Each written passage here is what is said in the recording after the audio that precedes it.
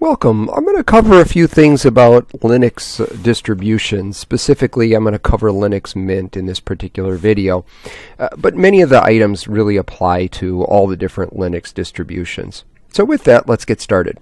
One of the first things, you look under the menu bar here, and you can see you've got a lot of different options to start with. We've got a home folder, like you would normally see in any PC. So you've got access to all your folders. So if you want to find your documents, things that you've downloaded, pictures, videos, everything is organized quite well. So the next element, and I talked a little bit about the software. Now, with a Linux distribution, most of the software is free. So yes, it's free, and it's also typically open source, which means you can have access to the source code and you can be a part of making changes to that software. Hopefully at some point you get interested in that piece of it and then become more than just a user of software. So with this, you can see we've got over 45,000 packages currently available, and I'm sure that number is growing, but this software manager kind of chunks it up into different categories. So let's look at the featured one, as that has some of the things that are the probably the ones you're going to start with and use the most. So I'll just kind of scroll through that, and you see there's a lot of different things here. And some of the software is really, really good. Some of the software may have niche uses and you may never use it. So it just depends on what you're interested in. The point, though, is there's a lot of it available. There are even games available. So if that's something that you're interested in.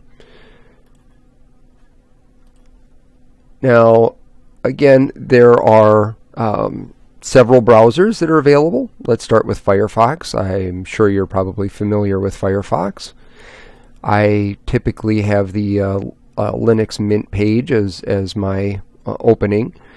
There's a number of things here. There's some news and information. If you do go with Linux Mint, I would encourage you to download their user guide. That's very helpful. And there is also a forum. So in the forum, there are thousands of different topics, and you can see some of that here. The first one here, the newbie questions, you've got over 40,000 different topics under that one with over 200,000 posts. So, and that's it. The forums are not set up like your traditional forums. It's not where people go on there and just talk. These are monitored to make sure that the information is relevant, and so you can find the answer to your question fairly quickly.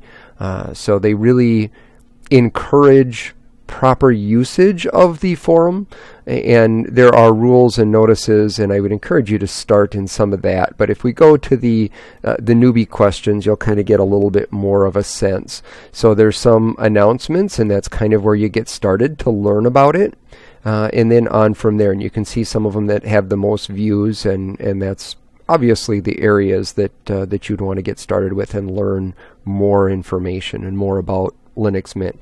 Again, there are multiple different distributions. Linux Mint is only one of them. It is a very user-friendly version, but there are many others. So now here we've got Chromium. It's basically Google Chrome. We've also got some different Word type packages. You've got the LibreOffice suite, which is wonderful. So you've got a Word document package. You've got one for spreadsheets. There's another one for graphics and other elements. You've also got one to do presentations. And for those of you who do ultimately get involved in programming, and it's something that I think we should all be increasingly aware of and learn about, there are packages to help you with that, as well as pictures. So here we've got a GIMP. I'm not sure if you're familiar with GIMP, but it's a wonderful picture editing tool. And let me just breeze through that real quickly, and you see, under each tab there are multiple items that you can dive into, and many of those are in the toolbars on the side also, but you've got a lot of tools available.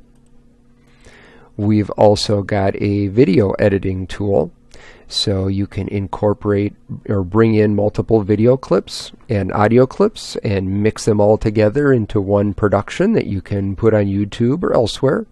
You can also import just, pictures if you want your video to start with a picture of some type, or bring it up throughout.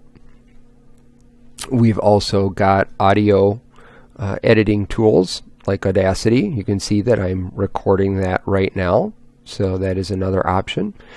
So again, I would encourage you to get familiar with Linux products, the different Linux distributions, and try one. Have some fun.